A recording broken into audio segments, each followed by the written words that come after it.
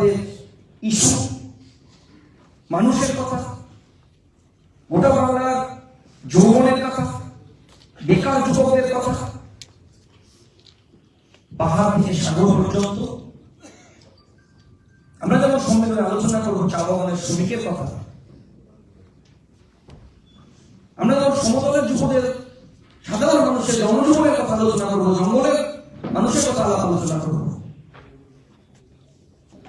এই রাজ্য সম্মেলন আমাদের কাছে এই সময়কালে একটা বড় চ্যালেঞ্জ। চ্যালেঞ্জ এই কারণে, যখন প্রতিদিন কর্মসংস্থানের সুযোগ পৌঁছে, এই জায়গায় দাঁড়িয়ে এই সম্মেলনকে সার্বিকভাবে সাফল্যমণ্ডিত করার ক্ষমতা আমরা একা করতে পারবো না। তাই আমরা চাইছি পশ্চিমবঙ্গ রাজ্য কমিটি সব অংশের মানুষের সাহায্য সহযোগিতা নিতে। ছাত্র, যুব, মহিলা, কৃষক, শ্রমিক, খেতমজুর, সরকারি কর্মচারী, শিক্ষক, আইনজীবী, ডাক্তারবাবু, আপনারা সবাই এবং আমাদের সংগঠনের প্রাক্তনীরা, গণ আন্দোলন নেতৃত্ব, সকলের কাছে আমরা আহ্বান জানাবো এই সম্মেলনকে যাতে আমরা সাফল্যমণ্ডিত করতে পারি। কারণ সামনে যে একটা বড় লড়াই, যে লড়াইয়ের চ্যালেঞ্জের মুখোমুখি আমরা দাঁড়াতে চাইছি,